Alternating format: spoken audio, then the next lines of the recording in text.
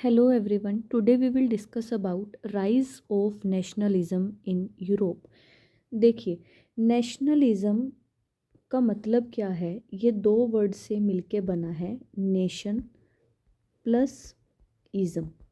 Ism का मतलब है एक ऐसी आइडियोलॉजी, ये किसी से भी रिलेटेड हो सकती है। इसमें क्या है, नेशन मीन्स एक ऐसी आइडियोलॉजी जो कि हमारे नेशन के लिए हो, हमारे राष्ट्र के लिए हो, जो हमारा देश है उसके लिए हो। तो नेशनलिज्म में क्या होगा, एक ऐसी आइडियोलॉजी जिसमें हम अपने नेशन के बेनिफिट्स के लिए आगे कुछ सोचेंगे, कुछ आइडियाज़ हमारे अंदर क्रिएट होंगे, जिससे कि हमारा जो नेशन है उसका भला हो सके। जैसे कि जब ब्रिटिशर्स का इंडिया के ऊपर रूल था, तो उस टाइम में जो हमारे लीडर्स थे, उनके दिमाग में आइडियाज़ आए कि ब्रिटिश ऐसा तो नहीं है कि जो ब्रिटिशर्स हैं वो ही सिर्फ सारी दुनिया के ऊपर रूल करते हैं। सभी जो कंट्रीज़ हैं उनके खुद के भी लीडर हो सकते हैं, तो हम अपने कंट्री को आज़ाद कराएंगे। तो वो जो आइडियोलॉजी थी वो हमारे नेशन के लिए थी, ठीक है। तो उसे हम क्या बोलते हैं, नेशनलिज्म। ऐसे ही जो यूरोप का कॉन्टिनेंट है, यूरोप के कॉन्टिनेंट में अलग अलग कंट्रीज़ है, जैसे फ्रांस हो गई, जर्मनी हो गई, ऐसे ही अलग यूके है, अलग अलग कंट्रीज़ हैं। इन कंट्रीज़ में भी जो नेशनलिज्म है वो इंक्रीज़ हुआ। ये चैप्टर में हम यही पढ़ेंगे कि जो यूरोप है, यूरोप का जो कॉन्टिनेंट है, उसमें अलग अलग नेशंस में कैसे नेशनलिज्म आया, वहाँ कैसे मोनार्की से डेमोक्रेसी आई, और वहाँ के जो कॉमन सिटीजन्स थे उन्होंने क्या रोल प्ले किया अपनी कंट्री में नेशनलिज्म के लिए। मींस कौन कौन सी आइडियोलॉजीज़ को उन्होंने अपनाया, कौन कौन से सिस्टम में चेंजेस आए, तभी उनके जो कंट्रीज़ थी उसमें नेशनलिज्म का राइज हुआ। ये इस चैप्टर के अंदर आएगा, ठीक है। इस चैप्टर में सबसे फर्स्ट पेज पर एक हमें पिक्चर गिवन है। ये जो पिक्चर है ये 1848 में फ्रेडरिक स्यूरो के द्वारा बनाई गई थी। ये आपको एमसीक्यू में क्वेश्चन आ सकता है कि कौन से ईयर में बनाई थी, ये याद रखना है। और किसके द्वारा बनाई गई थी, फ्रेडरिक स्यूरो के द्वारा 1848 में, जो कि एक फ्रेंच आर्टिस्ट थे, उनके द्वारा ये बुक बनाई गई थी। इस बुक में उन्होंने ये जो पेंटिंग थी, सॉरी, उस पेंटिंग के साथ साथ उन्होंने 4 जो सीरीज़ निकाली थी, उसमें से जो एक पेंटिंग है वो आपको गिवन है। ये 1848 में फ्रेडरिक स्यूरो के द्वारा बनाई गई थी। इसका जो मेन थीम थी वो क्या थी, डेमोक्रेसी और सोशल रिपब्लिक्स के ऊपर, ठीक है। इसमें आपको ये लर्न करना है, डेमोक्रेटिक एंड सोशल रिपब्लिक्स 1848 में फ्रेडरिक स्यूरो के द्वारा बनाई गई थी। ये उन 4 प्रिंट्स में से फर्स्ट प्रिंट था, जो कि उस टाइम पर एक विजुअलाइजेशन कर रहा था कि यूरोप को कैसा होना चाहिए।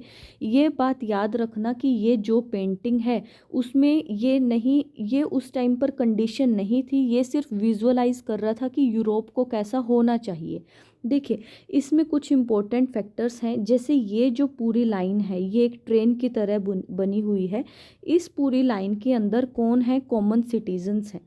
इस पूरी लाइन में कौन है, सिटीजन्स हैं। जो ये सारे सिटीज़न हैं ये सब एक साथ चल रहे हैं, इसमें सभी हैं। इसमें रिच पीपल भी हैं, इसके अंदर पुअर भी है, इसके अंदर रिच भी हैं और पुअर भी है। ये शो कर रहा है कि ये सारे के सारे जो सिटीजन्स हैं वो इक्वालिटी में बिलीव कर रहे हैं। सभी इक्वल, एक ही लाइन में, एक ट्रेन में इक्वालिटी से आगे मूव कर रहे हैं। सबसे फर्स्ट पॉइंट क्या हुआ, इक्वालिटी, जो ये सारे सिटीजन्स मूव कर रहे हैं। नेक्स्ट है जो ये स्टैचू है, ठीक है। ये स्टैचू है, इसमें ये जो स्टैचू है ये एक फीमेल का बनाया हुआ है। देखिए, इसमें marching in a long train जो सिटीजन्स हैं वो इक्वालिटी को शो कर रहा है, और जो ये फीमेल की फिगर है जो कि इन सभी सिटीजन्स को एनलाइटन कर रही है, किसके लिए, लिबर्टी के लिए, ठीक है, कि आप सबको आज़ादी चाहिए। ये जो फीमेल की फिगर है, देखिए, ये जो फीमेल की फिगर है ये किसको शो कर रही है, लिबर्टी को। ये लिबर्टी को शो कर रही है। तो इसमें एक और इम्पोर्टेंट बात है, ये फीमेल की फिगर है, यहाँ होने को मैन की भी फिगर हो सकती थी, बट इसमें क्या दिखाया गया है कि यूरोप में एक विजुअलाइजेशन की गई है कि आने वाले टाइम में हम मैन को और वुमेन को सेम स्टेटस प्रोवाइड कराएंगे, इक्वालिटी रखेंगे। इसमें भी इक्वालिटी है, यहाँ जो ये ट्रेन चल रही है सिटीजन्स की, इसमें भी इक्वालिटी है। तो जो ये फीमेल की फिगर बनाई हुई है, इसमें इसके दो हैंड में आपके एक इम्पोर्टेंट है, देखो इसमें एक तो टॉर्च ऑफ एनलाइटनमेंट है, और जो सेकंड हैंड है उसमें चार्टर ऑफ राइट्स है, charter of rights of man. इस फिगर में आपको क्या दिखाया हुआ है, एक हाथ में तो टॉर्च है जो कि एनलाइटनमेंट की है। एनलाइटनमेंट मतलब जो सिटीजन्स हैं वो जागरूक हो रहे हैं, वो अवेयर हो रहे हैं, इंटेलेक्चुअल थिंकिंग उनके अंदर इंक्रीज हो रही है, ठीक है। और एक क्या है, चार्टर है उनके हाथ में राइट्स का, कि जो ये सिटीजन्स हैं उनको कौन कौन से राइट्स प्रोवाइड किए जाएंगे। इसके अंदर आप एक बात ध्यान से देखना, कुछ सिटीजन्स ऐसे हैं जो इस स्टैचू को पास कर चुके हैं, और कुछ ऐसे हैं जो अभी पीछे हैं, और सबके हाथ में फ्लैग है। इस जो ये पिक्चर है, इस पिक्चर के ऊपर डिपिक्शन के लिए आपके पास क्वेश्चन आ सकता है कि विजुअलाइजेशन जिस पिक्चर में हुई थी उसकी आप डिपिक्ट करो, ठीक है। तो इसमें आपको यही लिखना है कि इसमें जो ये सीरीज़ है, इसमें से कुछ सिटीजन्स आगे चले गए और कुछ इसके पीछे हैं। इसका मतलब ये है कि जो ये फ्लैग आगे चले गए, इसमें अभी डेमोक्रेसी आ गई है और इनमें अभी आने वाली है। जैसे इसमें बहुत सारी कंट्रीज़ हैं, जैसे फ्रांस हो गया, जर्मन हो गया, ये आगे इसमें अभी आ चुका है, और इसमें अभी थोड़े टाइम बाद डेमोक्रेसी आएगी मोनार्की को रिप्लेस करके। उसके बाद यहाँ एक पिक्चर में आप एक और बात देख सकते हो कि ऊपर जो सारे गॉड हैं वो सभी को आशीर्वाद दे रहे हैं, जैसे ये जीसस क्रिस्ट हैं, ठीक है। ये गॉड जो हैं वो ऊपर से सभी को आशीर्वाद दे रहे हैं कि आप ये जो इक्वालिटी और लिबर्टी को आप शो कर रहे हो, उसको एकता से, एक दूसरे के साथ भाईचारा के साथ आगे प्रमोट करो। तो इस पिक्चर में आपको 3 फैक्टर इंपॉर्टेंट दिखेंगे, इक्वालिटी, लिबर्टी एंड फ्रेटर्निटी, ठीक है। इक्वालिटी मतलब जो ये सिटीजन्स आगे मूव कर रहे हैं ट्रेन में, कोई पुअर कोई रिच इसमें नहीं है। सेकंड पॉइंट आपको इक्वालिटी में, equality among the male and the female, means gender में इक्वालिटी है, यहाँ फीमेल का डॉक्ट्राइन शो किया हुआ है। उसके बाद लिबर्टी, ये जो फ्लैग्स है ये आपको लिबर्टी शो कर रहा है। यहाँ जो ये राइट है, चार्टर राइट की बुक है, ये आपको लिबर्टी प्रोवाइड कराएगी, क्योंकि इसके अंदर हमारे राइट्स हैं ना, जो यूरोप में राइट्स मिलने थे वो शो कर रहा है। और थर्ड और लास्ट इसके अंदर क्या है, देखो यहाँ फ्रेटर्निटी लिखा भी हुआ है। फ्रेटर्निटी का मीन्स कि आपको भाईचारा के साथ, ब्रदरहुड के साथ आगे चलना है, और आप इसमें सक्सेस होगे, ताकि जो मोनार्क है उसको रिप्लेस करके हम किसके अंदर कन्वर्ट हो जाएंगे, डेमोक्रेसी के अंदर, ठीक है। तो ये जो पेंटिंग है, इसमें आपको क्या क्या याद रखना है कि 1848 में फ्रेडरिक स्यूरो के द्वारा 4 प्रिंट्स बनाए गए थे। उसमें से जो फर्स्ट प्रिंट था, जो कि किसकी तरफ था, डेमोक्रेटिक और सोशल रिपब्लिक की तरफ, वो ये ही दिखा रहा था कि एक लॉन्ग ट्रेन में जो सिटीजन्स हैं वो आगे मूव कर रहे हैं, जो कि लिबर्टी लेने के लिए एनलाइटन, और उसमें आगे एक फिगराइन था, उसमें एक हाथ में टॉर्च ऑफ एनलाइटनमेंट थी और दूसरे हाथ में चार्टर ऑफ राइट्स थे, ठीक है। और ऊपर से जो गॉड थे वो जो उनको आशीर्वाद दे रहे थे वो किसको रिप्रेजेंट कर रहे थे, फ्रेटर्निटी को। अब इसमें और लास्ट में यही लिखना है कि जो नेशनलिज्म है यूरोप में, वो 3 फैक्टर के ऊपर मेनली डिपेंडेंट था, लिबर्टी, इक्वालिटी एंड फ्रेटर्निटी के ऊपर, और ये पूरा आपको बताना है। उसके बाद इसमें 2 इम्पोर्टेंट टर्म्स का यूज़ किया गया है, एब्सोल्यूटिस्ट और यूटोपियन। देखो इसमें जो मैंने आपको बताया कि जो मोनार्की है, मोनार्की किसके अंदर कन्वर्ट करनी है, डेमोक्रेसी के अंदर। तो जो ये मोनार्की को हमें ख़त्म करना है वो कैसे ख़त्म होगी, अगर जो एब्सोल्यूटिस्ट इंस्टीट्यूशंस हैं हम इनको ख़त्म करेंगे। देखो इसमें एक वर्ड का यूज़ किया गया है एब्सोल्यूट। एब्सोल्यूट मतलब जो जैसा है उसको वैसे ही रहने दो, कोई चेंजेस करने की ज़रूरत नहीं है। तो ऐसे इंस्टीट्यूशंस जो उस कंट्री में जैसा रूल है उसी को ही आगे प्रमोट करेंगे, तो उन इंस्टीट्यूशंस को हम क्या बोलेंगे, एब्सोल्यूटिस्ट इंस्टीट्यूशंस। मींस वहाँ मोनार्की है, वहाँ सिटीजन्स का सप्रेशन होता है, किसी को कोई राइट्स प्रोवाइड नहीं है। तो जो ये सोचता है कि इन सबको मोनार्कियल ही गवर्नेंस रखे, सेंट्रलाइज गवर्नेंस रखे, सेंट्रलाइज मतलब सारी की सारी पावर एक ही सेंटर के हाथ में हो, तो उसे हम क्या बोलेंगे, सेंट्रलाइज्ड पावर। तो ऐसे इंस्टीट्यूशंस को हम क्या बोलते हैं, एब्सोल्यूटिस्ट इंस्टीट्यूशंस। देखिए एक ऐसी गवर्नमेंट या फिर सिस्टम रूल्स का जिनके ऊपर कोई भी रिस्ट्रिक्शंस ना हो, वो मोनार्की रखे, सेंट्रलाइज गवर्नमेंट रखे, मिलिट्री भी उन्हीं के हाथ में हो, और रिप्रेसिव एज वेल एज वो क्या हो, सप्रेसिव हो। सप्रेशन किसका करेंगे, कॉमन सिटीजन्स का। ठीक है, इसके अंदर ये है। नेक्स्ट इसके अंदर वर्ड है यूटोपियन। यूटोपियन का सिंपली मतलब होता है कि कुछ ऐसी चीज़ जो कि रियलिटी में एग्जिस्ट ना करती हो, सिर्फ हमारी इमेजिनेशन के ऊपर डिपेंड है, उनको हम क्या बोल देते हैं, यूटोपिया। ठीक है, उसको हम क्या बोलते हैं, यूटोपिया। यूटोपिया, यूटोपियन वर्ड यहीं से निकल के आया है। इसका मतलब, यूटोपियन का मतलब क्या है, एक ऐसी सोसाइटी जो कि बिल्कुल आइडियल हो और वो एक्चुअल में एग्जिस्ट ना करती हो, उसे हम क्या बोलेंगे, यूटोपियन। फॉर एग्जाम्पल अभी एट प्रेजेंट टाइम में आप मानो कि हमारी कंट्री एक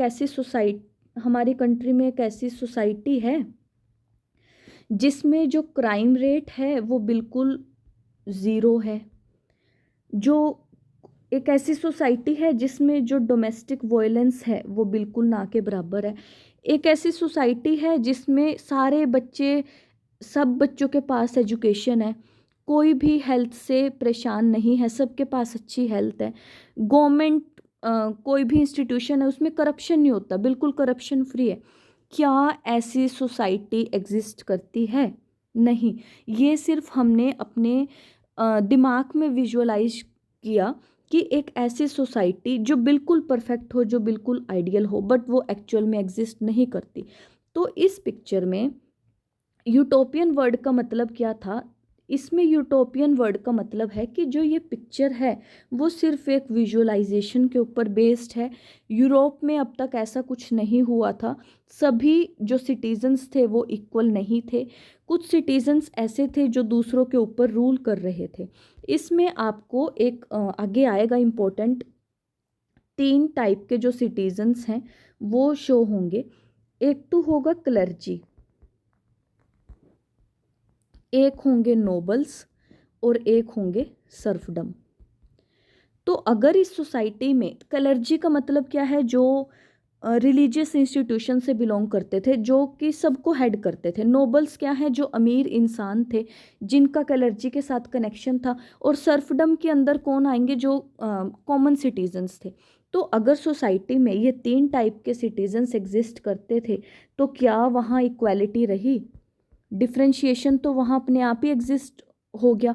मीन्स कि रिच एंड पुअर का सिस्टम, मोनार्क का सिस्टम और सप्रेशन ऑफ राइट्स का सिस्टम। तो क्या ये जो पिक्चर थी वो यूटोपियन, वो क्या रियल में एग्जिस्ट करता है? नहीं, ये सब कुछ क्या है, एक यूटोपियन है।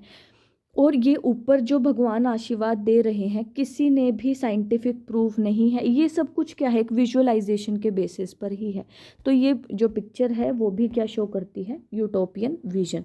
ये देखो इसमें लिखा हुआ है फ्रेडरिक सूरो की जो ये पेंटिंग है ये एक यूटोपियन विजन है। ओके, और इसमें जो सिटीजन्स हैं, जो स्टैचू को पास कर चुके हैं उनके अंदर लिबर्टी आ गई है, जैसे यूएसए और स्विट्ज़रलैंड, और जो अभी पास कर रहे हैं उसमें अभी आनी रहती है, जैसे फ्रांस हो गया, जर्मनी हो गया। इनके पास अलग अलग फ्लैग के कलर हैं, जैसे जर्मन ब्लैक हो गया, गोल्ड फ्लैग है, किसी का रेड फ्लैग है, तो ये इसके अंदर आएगा। और इसमें यूरोप के कुछ इंपॉर्टेंट कंट्रीज़ को आप याद रखो, जैसे ऑस्ट्रिया, दो देखो देखो इसमें दो कंट्रीज सिमिलर हैं, एक तो है ऑस्ट्रिया और एक है ऑस्ट्रेलिया। ऑस्ट्रिया जो कंट्री है वो यूरोप कॉन्टिनेंट के अंदर है, ऑस्ट्रेलिया जो कंट्री है वो ऑस्ट्रेलिया कॉन्टिनेंट के अंदर ही है। ठीक है, आप ऑस्ट्रिया की जगह ऑस्ट्रेलिया मत लिख देना। अब इसमें इसमें लास्ट में एक और बात बोली गई है कि जो ये चेंज है मोनार्की टू डेमोक्रेसी, ये किसके अंदर चेंज है? मोनार्की से नेशन स्टेट की तरफ। मीन्स कि एक ऐसी स्टेट बनाई जाएगी जो कि पूरे देश की हो, नेशन स्टेट की तरफ इन्होंने यहाँ बात की है, जो कि एक मॉडर्न होगी। ठीक है, और इसमें किसी में भी कोई भी डिफरेंस नहीं होगा, सभी इक्वल होंगे। ये वो ही है जो मैंने आपको पेंटिंग में बताया है। अब इसमें आप चैप्टर स्टार्ट करने से पहले एक बार यूरोप का मैप देख लीजिए, ये बहुत इम्पोर्टेंट है। मीन्स आपको पता होना चाहिए कि कौन कौन सी कंट्रीज़ यूरोप के अंदर हैं। देखो, इसमें सबसे इम्पोर्टेंट है फ्रांस, ये यूरोप है, यूरोप में ये फ्रांस। उसके बाद जैसे स्पेन हो गया, ऑस्ट्रियन एम्पायर, ये ऑस्ट्रिया हो गया। उसके बाद हंगरी, और इसमें एक टू सेशल्स का भी नेम आया था, ये वाली स्टेट, ये स्विट्ज़रलैंड हो गया। ठीक है, ये डेनमार्क हो गया, ये ग्रेट ब्रिटेन जहाँ से हमारे ऊपर अंग्रेजों ने रूल किया था। ठीक है, ग्रेट ब्रिटेन, इसको हम पूरे को यूके बोल देते हैं। देखिए, ये जो पूरा है ये पूरा यूके है, यहाँ से ग्रेट ब्रिटेन अलग, और ये इंग्लैंड है, इंग्लैंड अलग हो गया, वेल्स, आयरलैंड, स्कॉटलैंड। बस आपको इसके अंदर एक बार देखना है कि मैप कैसा है। Hungary, Austrian empire, France, Switzerland, Netherland, Denmark, सिर्फ इतना एक दो आपको देखना है कि अगर एग्ज़ाम में आ जाए तो थोड़ा बहुत मार्क आप कर सको। ठीक है, अब उसके बाद चैप्टर यहाँ से स्टार्ट है, मतलब आपको वो पेंटिंग अच्छे से करनी है, उसके डिपिक्शन बेस्ड भी क्वेश्चन आते हैं। उसके बाद जो फ्रांस में नेशनलिज्म जो इंक्रीज़ हुआ, उसके पीछे सबसे मेन इम्पोर्टेंट रोल किसका था? वो था फ्रेंच रिवॉल्यूशन का, जो कि 1789 में हुआ था। ठीक है, और इससे आइडिया किसका आया? एक नेशन बनाने का। फ्रेंच रिवॉल्यूशन से पहले जो सभी सिटीजन्स थे, उनकी जो कंडीशन थी वो बहुत ही ज़्यादा वीक थी। जैसे उनको राइट्स प्रोवाइड नहीं किए गए थे, उनके ऊपर सप्रेशन होता था, उनके बीच में डिस्क्रिमिनेशन बहुत ज़्यादा होता था। ठीक है, तो ये जो सारे रीजंस थे जिसके वजह से फ्रेंच रिवॉल्यूशन आया। रिवॉल्यूशन का मतलब क्या होता है? एक क्रांति। क्रांति मतलब जो पहले एग्जिस्टिंग रूल है उसको चेंज करके कोई नया रूल लेके आना, उसको हम क्या बोलेंगे इसमें कि एक रिवॉल्यूशन आया, एक क्रांति आई। तो फ्रेंच रिवॉल्यूशन में क्या हुआ? एक फुल फ्लेज्ड जो टेरिटोरियल स्टेट थी 1789 से पहले, वो बिल्कुल एक एब्सोल्यूट मोनार्क थी।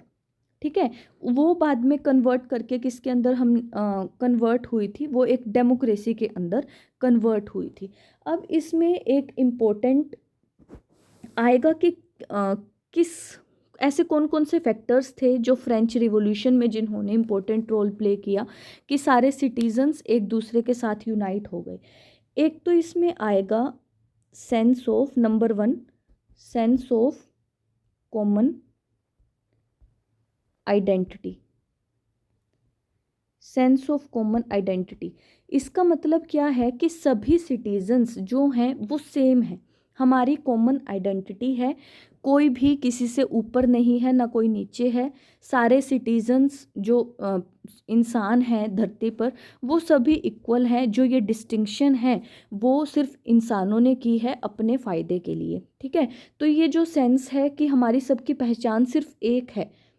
देखिए, अगर हम बोलें कि हम इंडियन हैं, ठीक है, तो हमारी कॉमन आइडेंटिटी है कि हम एक इंडियन हैं। और अगर हम अपने आप में डिफ्रेंशिएशन करना स्टार्ट कर दे कि हम हरियाणा से हैं, यूपी से हैं, पंजाब से हैं, तो वो अलग हो जाएगा। उसी तरीके से फ्रेंच रिवॉल्यूशन जब आया था कि जो हम सारे सिटीजन्स हैं वो एक हैं, किसी में कोई भी भेदभाव नहीं है, ना कोई किसी को रूल कर सकता।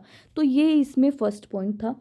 और सेकंड पॉइंट क्या था कि उन सब की जो हिस्ट्री थी वो सेम थी, कि इन्होंने हिस्ट्री को शेयर सेम तरीके से किया था। जैसे कि सभी के ऊपर सप्रेशन सेम हुआ था, राइट्स नहीं मिले थे। इनके इसमें किस किस ने इम्पोर्टेंट रोल प्ले किया था? एक तो जो कॉमन मैन, जो मैंने आपको सर्फडम बताए थे, वो common man, plus in common man को किसी ने लीड किया था, वो लीडर्स निकल के आए थे, ठीक है। कॉमन मैन और जो लीडर्स थे वो निकल के आए थे। तो उस वजह से राइज ऑफ नेशनलिज्म हुआ था यूरोप के अंदर, ठीक है। अगर आए कि क्या कारण था कि जो यूरोप है उसमें नेशनलिज्म एकदम इंक्रीज हो गया, तो आपको क्या लिखना है कि जो फ्रेंच रिवॉल्यूशन था उसने 1789 में बहुत इंपॉर्टेंट रोल प्ले किया था। उसमें जो 2 पॉइंट थे वो बहुत इंपॉर्टेंट थे। फर्स्ट था कि जो कॉमन आइडेंटिटी है हमारी, कोई भी डिफरेंट नहीं है, we all are equal. And second is we shares the same history. और इसमें किसने इम्पोर्टेंट रोल प्ले किया था? एक तो कॉमन मैन ने, जो सर्फडम थे, इन्होंने ही उनके अगेंस्ट आवाज़ उठाई थी। और एक इनके कौन थे? लीडर्स। बस इसके अंदर आपको ये करना है। उसके बाद नेक्स्ट है कि जो फ्रेंच में जो रिवॉल्यूशन हुआ था, इसमें मेन क्या हुआ, ये सेम आपको लिखना है कि फर्स्ट फ्रेंच रिवॉल्यूशन 1789 में हुआ था। ये जो रिवॉल्यूशन था वो किस लिए था? मोनार्की को किसके अंदर कन्वर्ट करना? डेमोक्रेसी के अंदर। जो सिटीजन्स थे उनको सोवरेनिटी प्रोवाइड करवाना, मीन्स वो अपने हिसाब से कोई भी काम कर सकते हैं विदाउट एनी सप्रेशन, ठीक है। और जो सेकंड पॉइंट क्या है कि उनको पावर का ट्रांसफ़र करना।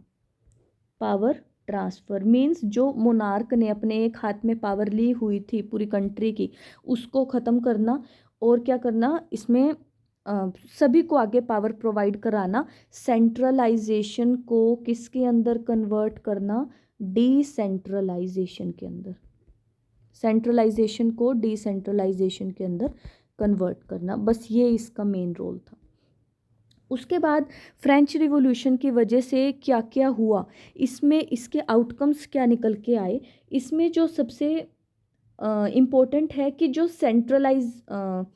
सेंट्रलाइजेशन था वो किसके अंदर कन्वर्ट हो गया? डिसेंट्रलाइजेशन के अंदर। सभी सिटीजन्स के लिए यूनिफॉर्म लॉज बनने स्टार्ट हो गए। यूनिफॉर्म मतलब सेम, और लॉ मतलब कानून। कि अगर मान लो एक इंसान ने कोई क्राइम किया है तो उसको भी सेम सज़ा मिलेगी। अगर कोई भी एक रिच इंसान है, मान लो कोई एक अमीर है, उसने अगर सेम क्राइम किया है तो उसको भी सेम सज़ा मिलेगी। तो ये क्या है कि law is equal for all, uniform for all. इसमें 2 वर्ड इंपॉर्टेंट निकल के आए थे, एक था ला पेट्राई और सेकंड था ला सिटियोयन। देखिए इसमें इम्पोर्टेंट क्या है, इसमें है ला पेट्राई का मतलब क्या है? फादरलैंड। और ला सिटियोन का मतलब क्या है? सिटीजन। इसमें मेन फोकस क्या किया गया फ्रेंच रिवॉल्यूशन के बाद कि जो कॉमन फोकस दिया गया वो सिटीज़न के ऊपर दिया गया। और फादरलैंड मतलब पितृभूमि है, कि ये सभी की भूमि है, किसी जो फ्रांस है सॉरी, वो किसी एक का नहीं है, वो सबका है। फादरलैंड मीन्स जैसे कोई फादर है अपनी फैमिली में सभी बच्चों को इक्वल प्रोटेक्शन प्रोवाइड कराते हैं, उसी तरीके से ये जो ला पेट्राई है वो फादरलैंड है, ठीक है। और जो ये किसके ऊपर फोकस किया गया? सिटीजन्स के ऊपर। और वो क्या करेंगे? एक कॉन्स्टिट्यूशन के अंदर इक्वल राइट्स को फॉलो करेंगे। उसमें नेक्स्ट क्या हुआ? फ्रेंच का न्यू फ्लैग बन के आया, ठीक है, जिसने जो पहले रॉयल स्टैंडर्ड्स थे उसको रिप्लेस कर दिया। और इसमें जो एस्टेट जनरल था, देखिए मैंने आपको वो 3 बताए थे, सर्फडम, नोबल्स, एस्टेट जनरल या फिर क्लर्जी, वो सेम है। ठीक है, तो इसमें जो एस्टेट जनरल था ये मोनार्कियल था, मीन्स पहले एक इंसान आया, फिर उसका बेटा, फिर उसका बेटा। अब ये ख़त्म हो चुका था। इस फ्रेंच रिवॉल्यूशन के बाद क्या आया, ये जो एस्टेट जनरल थे वो इलेक्टेड होना स्टार्ट हो गए, और जो एस्टेट जनरल जिसका पहले नाम था उसको रीनेम कर दिया। रीनेम करने के बाद उसका नाम क्या रखा, नेशनल असेंबली। ठीक है, जो क्लर्जी पीपल थे वो किसके ऊपर रूल करते थे, एस्टेट जनरल के ऊपर। मीन्स ये एक तरीके का उनका असेंबली थी जिसमें सिर्फ जो क्लर्जी पीपल थे वो ही आते थे, वो ही पूरी कंट्री को क्या करते थे, रूल करते थे। ठीक है, उसके बाद इसमें क्या आया, जो कस्टम ड्यूटीज़ थी, और कस्टम ड्यूटीज़ थी उनको क्या कर दिया, एबोलिश कर दिया। Uniform system of weight and measures was adopted. देखिए, इसमें सबसे पहले आएगा कस्टम ड्यूटीज़ क्या होती है। कोई भी जो हमारी कंट्री में सामान होगा, अगर वो एक्सपोर्ट अगर उसे हम एक जगह से दूसरी जगह लेके जाएंगे तो उसके ऊपर एक टैक्स लगता है, उस टैक्स को हम क्या बोलते हैं, कस्टम ड्यूटीज़। ठीक है, तो वो उस टाइम पर क्या कर दी, एबोलिश कर दी। और जो स्टैंडर्ड मेजर, कुछ भी सामान मापने का जो स्टैंडर्ड्स थे उसको क्या कर दिया, सेम कर दिया। मीन्स कोई ये नहीं है कि जो कोई भी, मान लो 1 kg किसी के राइस थे, अगर कोई रिच है तो उसका मापने का सामान कुछ और है, और कोई पुअर है तो उसको किसी और स्टैंडर्ड से मापेंगे।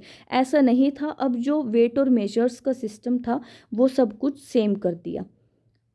ठीक है, और जो रीजनल डायलेक्ट्स थे उसको डिस्करेज्ड किया, और कॉमन लैंग्वेज बन गई नेशन की। देखो, कॉमन लैंग्वेज कौन सी बनी, French became the common language of the nation. क्योंकि हम किसकी बात कर रहे हैं, फ्रांस की, तो उसमें जो कॉमन लैंग्वेज होगी वो कौन सी थी, फ्रेंच बन चुकी थी।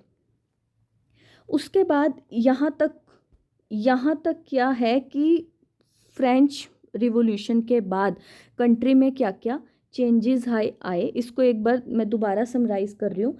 फर्स्ट क्या था, इसमें 2 वर्ड आए, ले पैट्राई और सिटीजन, जिसमें ले सिटियन, जिसमें सिटीजन्स के ऊपर फोकस किया गया। सेकंड, इसमें यूनिफॉर्म लॉज बने। सेंट्रलाइज सिस्टम किसके अंदर कन्वर्ट हो गया, डेमोक्रेटिक सिस्टम के अंदर। यूनिफॉर्म मेजर्स आए। इंटरनल कस्टम ड्यूटीज़ इसके अंदर एबोलिश कर दी। उसके बाद एक जो कॉमन लैंग्वेज थी वो किसको डिक्लेयर कर दिया गया, फ्रेंच को। इसके अंदर ये क्वेश्चन आ सकता है कि कौन कौन से चेंजेस हुए फ्रेंच रिवॉल्यूशन के बाद, तो ये सारे चेंजेस हुए थे। उसके बाद नेक्स्ट इसमें है यहाँ से कि जब जैसे फ्रांस में नेशनलिज्म इंक्रीज हुआ 1789 फ्रेंच रिवॉल्यूशन के बाद, उनको कुछ राइट्स प्रोवाइड हो गए, उनको कुछ फैसिलिटीज़ मिली। तो ये जो बात थी वो फ्रांस की अलग अलग सिटीज़ में स्प्रेड होनी स्टार्ट हो गई। तो जो इसमें स्टूडेंट्स थे, ठीक है, इसमें जो स्टूडेंट्स थे, एजुकेटेड मिडिल क्लास थी, उन्होंने जैकोबियन क्लब बनाना क्या कर दिया, स्टार्ट कर दिया। उसमें जो आर्मी थी, फ्रेंच आर्मी थी, उसने इम्पोर्टेंट रोल प्ले करना स्टार्ट कर दिया। किसको स्प्रेड करने के लिए, नेशनलिज्म को स्प्रेड करने के लिए। यहाँ तक क्या था कि क्या चेंजेस आए कंट्री में फ्रेंच रिवॉल्यूशन के बाद। उसके बाद ये नया फेज स्टार्ट हुआ कि जो कंट्री में जब फ्रेंच रिवॉल्यूशन से नेशनलिज्म इंक्रीज़ हुआ तो वो अलग अलग स्टेट्स में गया, अलग अलग उसमें वहाँ कॉमन जो सिटीजन्स थे, स्टूडेंट्स थे, मिडिल क्लास थी, उन्होंने जैकोबियन क्लब बनाया। उसमें आर्मी ने इम्पोर्टेंट रोल प्ले करना स्टार्ट कर दिया। फ्रेंच जब मोनार्की थी तो उसमें एक थे नेपोलियन जो थे वो मिलिट्री के हेड थे। उन्होंने फ्रेंच रिवॉल्यूशन में बहुत इम्पोर्टेंट रोल प्ले किया था, एक लीडर की तरह वो निकल के आए थे। तो इसमें जो फ्रेंच की आर्मी थी ये मिलिट्री से ही थे ना, फ्रेंच की जो आर्मी थी उसने नेशनलिज्म को फैलाने में बहुत ज़्यादा इम्पोर्टेंट रोल प्ले किया था। ठीक है, ये मैंने आपको बता दिया था मैप। अब नेक्स्ट है, इसमें जब फ्रांस में जब आर्मी आई तो जो एक लीडर निकल के आए वो कौन थे? नेपोलियन थे। ये पहले ही, बस ये जो नेशनलिज्म के बाद भी जो नेपोलियन निकल के आए, नेपोलियन ने बहुत इम्पोर्टेंट अच्छे काम भी किए और बुरे काम भी किए, पॉजिटिव भी थे और नेगेटिव भी थे। पॉजिटिव क्या, नेगेटिव क्या थे कि ये नेशनलिज्म के नाम पर, नेशनलिज्म के नाम पर मिलिट्री का एक हिसाब से इन्होंने रूल इस्टेब्लिश करना स्टार्ट कर दिया, जो कि इनडायरेक्ट वे में क्या थी? दोबारा से मोनार्की थी। इनडायरेक्ट वे में दोबारा से ये क्या थी? मोनार्की थी। ये फ्रेंच के मिलिट्री के लीडर थे। इन्होंने डेमोक्रेसी को दोबारा से डिस्ट्रॉय करने के बाद क्या एक तरीके से क्या इस्टेब्लिश कर ली? मोनार्की। ये तो था इनका जो नेगेटिव इम्पैक्ट क्या था। ठीक है, इन फिर उसके बाद इनके कुछ इम्पोर्टेंट रोल भी इन्होंने प्ले किए थे। देखिए, इन्होंने क्या किया था? Return to monarchy and destroyed the democracy in the France. But इन्होंने एडमिनिस्ट्रेटिव फील्ड में बहुत इंपॉर्टेंट रोल प्ले किया था, जैसे कि इनका सिविल कोड आया था 1804 में। ये इंपॉर्टेंट है, आपको लर्न करना है कि सिविल कोड कब आया? 1804 में। किसके द्वारा? इसको हम और क्या बोलते थे? नेपोलियन कोड, क्योंकि ये किसके द्वारा लाया गया था? नेपोलियन के द्वारा। ठीक है, इसमें नेपोलियन कोड में इम्पोर्टेंट क्या था? इसमें इम्पोर्टेंट कौन कौन से पॉइंट्स थे कि जो प्रिविलेज है बर्थ के बेस पर, वो क्या करो? ख़त्म करो। Did away with all the privileges based on the birth. Equality before law को इस्टेब्लिश करो। सबको राइट टू प्रॉपर्टी दो। ठीक है, ये इनके क्या थे? इम्पोर्टेंट रोल थे। और फ्यूडल सिस्टम को क्या कर दो? एबोलिश कर दो। जो पीजेंट्स थे, ठीक है, उनको, जो भी उनके ऊपर रूल करते थे उससे क्या कर दो? अलग कर दो। और जो गिल्ड के ऊपर रिस्ट्रिक्शंस थी वो भी क्या कर दो? रिमूव कर दो। देखो, इसमें क्या था? इन्होंने कुछ इंपॉर्टेंट रोल प्ले किया था। सबसे फर्स्ट पॉइंट आपको क्या लिखना है? Abolish the feudal system. Feudal system क्या होता है? जैसे मान लो कोई भी, जैसे आपने नेशनलिज्म इन इंडिया में पढ़ा था, तीन कठिया सिस्टम। मीन्स जैसे आप सिंपल एग्जांपल लो, एक ये खेत है, इस खेत के अंदर मान लो 30 kg राइस उगे। ठीक है, ये रूल होता था कि इस 30 kg में से 1/3 जो हिस्सा है वो किसान अपने पास रखेगा, और बाकी का आगे जो उनके फ्यूडरी, जो उनके हेड होते थे उनको वो आगे प्रोवाइड करते थे। ठीक है, तो ये क्या था? ये गलत था ना। किसान काम कर रहा है बट आप उससे एज अ टैक्स बाकी का बचा हुआ सामान ले रहे हो। तो ये जो था, ये नेपोलियन ने एबोलिश कर दिया था। फर्स्ट पॉइंट क्या आएगा? Abolish the feudal system. Next क्या आएगा? राइट टू प्रॉपर्टी को उन्होंने सिक्योर किया। थर्ड पॉइंट आप इसके अंदर लिखना कि इक्वालिटी बिफोर लॉ को उन्होंने प्रमोट किया, कि सभी को इक्वालिटी प्रोवाइड की जाएगी। ठीक है, कि सभी को इक्वालिटी प्रोवाइड की जाएगी। उसके बाद नेक्स्ट क्या आएगा इसके अंदर कि जो भी बर्थ के बेस पर जो भी प्रिविलेज थी उसे क्या करना है? अबोलिश करना है। इसको आप ऐसे समझिए, एक कोई भी किंग है, ठीक है, और एक कोई भी लेट्स से थोड़ा पुअर पीपल है, वो काम करता है लोहार का। ठीक है, वो काम किसका करता है? लोहार का।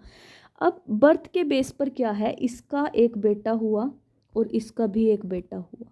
ठीक है, अब बर्थ के बेस पर क्या है कि राजा का बेटा राजा ही बनेगा और लोहार का बेटा लोहार ही बनेगा। बेशक इसके अंदर कोई कैपेबिलिटी ना हो और इसके अंदर सारी कैपेबिलिटी हो एक किंग बनने के लिए। ठीक है, तो ये क्या था? डिस्क्रिमिनेशन था on the basis of birth.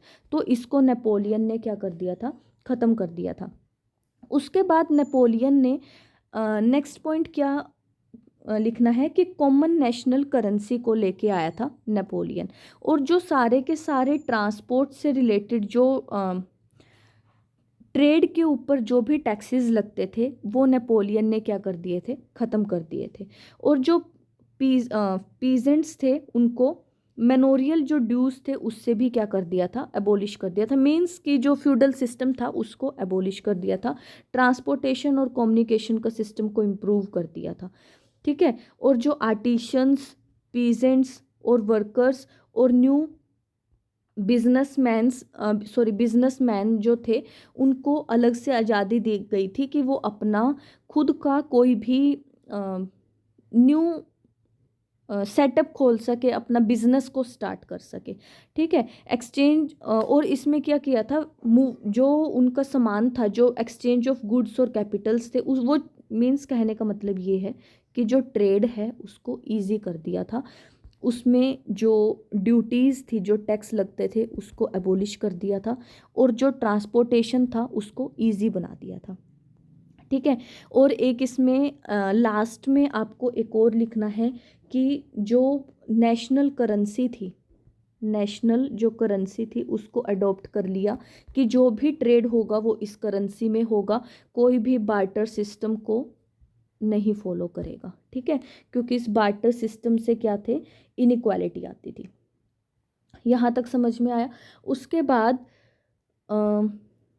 यहाँ तक था कि नेपोलियन, यहाँ मैंने आपको क्या बताया था, नेपोलियन जो थे वो मिलिट्री के हेड थे। उन्होंने एंटर किया, इसमें मिलिट्री की पावर इंक्रीज़ हुई, कुछ पॉजिटिव आए कुछ नेगेटिव आए। नेगेटिव इसके अंदर क्या थे कि वो इनडायरेक्ट वे में मोनार्की को दोबारा से लेकर आ रहे थे। बट इसके अंदर पॉजिटिव फैक्टर्स क्या क्या थे कि एक तो उन्होंने ट्रांसपोर्टेशन को अच्छा बना दिया था, फ्यूडल सिस्टम को अबॉलिश कर दिया था, राइट टू प्रॉपर्टी इंक्रीज कर दिया था, इक्वालिटी बिफोर लॉ और जो भी प्रिविलेज थी on the basis of birth वो ख़त्म कर दी थी। और जो नेशनल करेंसी था उसको अडॉप्ट कर लिया था। यहाँ तक था ये वाला पॉइंट। उसके बाद इसमें लास्ट है कि क्या कॉमन सिटीजन्स जो थे, जो कॉमन सिटीजन थे, क्योंकि अब क्या आ चुकी थी डेमोक्रेसी कहीं ना किसी हद तक। जो फ्रांस था उसमें फ्रांस रिवॉल्यूशन आया, जो सिटीजन्स थे उनके पास कुछ राइट्स आए, वो कहीं ना कहीं इंस्पायर हो चुके थे अपने राइट्स के लिए। क्या अब मोनार्की दोबारा से आई, बेशक वो थोड़े कम इम्पैक्ट डाला उस मोनार्की ने, क्या अब ये सिटीजन्स इसको एक्सेप्ट करेंगे। अब ये था कि ये जो नेपोलियन का मूव था इस पे सिटीजन्स का क्या रिएक्शन था। ठीक है। इसमें जो सिटीजन्स थे उनका जो स्टार्टिंग में रिएक्शन था वो उन्होंने इनको वेलकम किया था, क्योंकि उनके अकॉर्डिंग फ्रेंच रिवॉल्यूशन में सबसे इम्पोर्टेंट रोल ही नेपोलियन ने प्ले किया था एज अ लीडर। तो वो नेपोलियन को क्या बोलते थे, हार्बिंगर, इनकी आर्मी को और इनको हार्बिंगर ऑफ लिबर्टी। लिबर्टी मतलब सिंपल आज़ादी देना, और हार्बिंगर का मतलब दूत, मतलब अग्रदूत। जैसे दूत नहीं होते कि किसी का कुछ प्रॉमिस को पूरा करने के लिए आए, किसी का मैसेज लेके आए, तो उसको हम क्या बोलते हैं, दूत। जो कि भगवान ने ऊपर से भेजे हो या फिर किसी इंसान ने फॉर अ मिशन उन्हें भेजा हो। ठीक है। तो इसके अंदर ये थे कि वो इनको क्या बोलते थे, हार्बिंगर ऑफ लिबर्टी। ऊपर ये जो है ये यूरोप की एक पिक्चर है, इसमें जो यूरोपियंस हैं उन्होंने एक पेड़ लगाया, इस पेड़ को हम क्या बोलते हैं, ट्री ऑफ लिबर्टी। जर्मनी में यूरोपियंस ने ये लगाया था। ये क्या शो करता है कि सिटीजन्स को अब सबसे ज़्यादा क्या अच्छा लगता था, लिबर्टी, फ्रीडम उनको सबसे ज़्यादा इम्पोर्टेंट थी। ठीक है। सबसे पहले तो जो ये सिटीजन्स थे वो इनको क्या बोलते थे, हार्बिंगर ऑफ लिबर्टी। उसके बाद वो इनसे थोड़ा सा हॉस्टाइल होना स्टार्ट हो गया, मीन्स थोड़ा उनके ऊपर इम्प्रेशन अच्छा नहीं गया, क्योंकि इसमें किसी न किसी हद तक मोनार्की आ गई थी और कुछ इसमें इनके द्वारा नेगेटिव इम्पैक्ट भी सिटीज़न के ऊपर पड़ा। जैसे इन्होंने ट्रांसपोर्टेशन को इम्प्रूव किया, इन्होंने ट्रांसपोर्टेशन को इम्प्रूव किया, ट्रेड को अच्छा किया, तो उसकी वजह से क्या हुआ, जो टैक्स था वो इंक्रीज़ होना स्टार्ट हो गया, टैक्स इंक्रीज़ होना स्टार्ट हो गया। उसके बाद ये सिटीजन्स को फोर्स करते थे कि आप आर्मी को ज्वाइन करो, ठीक है, तो कि आप आर्मी को ज्वाइन करो, ये फोर्स करते थे। उसके बाद ये सेंसरशिप की जो कंडीशंस थी वो इंक्रीज होना स्टार्ट हो गई। सेंसरशिप की मतलब, जैसे मैं रिपोर्टर हूँ और ये न्यूज़पेपर है, मैं जो अपने इंडिया में जो भी कंडीशंस देखूंगी वो मैंने न्यूज़पेपर में रिपोर्ट दी और वो आगे पब्लिश होगी।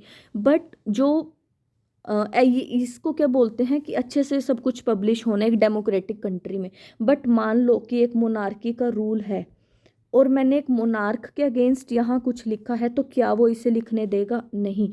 इसको क्या बोलते हैं, इसके ऊपर रिस्ट्रिक्शंस लगाना, न्यूज़पेपर को अच्छे से पब्लिश नहीं होने देना, तो इसको हम क्या बोलते हैं? सेंसरशिप। ठीक है, तो जो सेंसरशिप की कंडीशंस थी वो यूरोप में इंक्रीज होना स्टार्ट होगी। तो इससे क्या उनको डेमोक्रेसी मिली? नहीं, क्योंकि डेमोक्रेसी का मतलब ही मेन क्या होता है? जनता के लिए सब कुछ करना। तो अगर जनता ही सारे काम से अवेयर नहीं है, जो न्यूज़ उनके पास जानी चाहिए वो नहीं गई, तो क्या वहाँ मोनार्की का रूल ही तो था, वहाँ डेमोक्रेसी नहीं थी। तो ये इसके अंदर सारा आएगा। यहाँ तक मैंने आपको समराइज़ कर दिया था नेपोलियन के पॉजिटिव और नेगेटिव। अब इसमें एक और बार मैं समराइज़ कर देती हूँ कि सिटीजन्स का रिएक्शन क्या था। सिटीजन का रिएक्शन सबसे पहले अच्छा रहा, क्योंकि उन्होंने उनको क्या बोला था? Harbinger of liberty. सेकंड, उसके बाद उन्होंने हॉस्टाइल नेचर बताया, वो उनसे हॉस्टाइल होना स्टार्ट हो गए। क्यों? क्योंकि एक तो वहाँ टैक्स इंक्रीज हो गया था। सेकंड, जो फ्रेंच की आर्मी थी उसमें वो उनको फोर्सफुली रिक्रूट कर रहे थे। और जो थर्ड था वो क्या था कि सेंसरशिप होना स्टार्ट हो गया था। ठीक है, ये इसके अंदर है, फर्स्ट चैप्टर के अंदर। और कल हम making of nationalism in Europe का सेकंड चैप्टर आगे स्टार्ट करेंगे। आप इसको एक बार रिवाइज करना। Thank you for the class.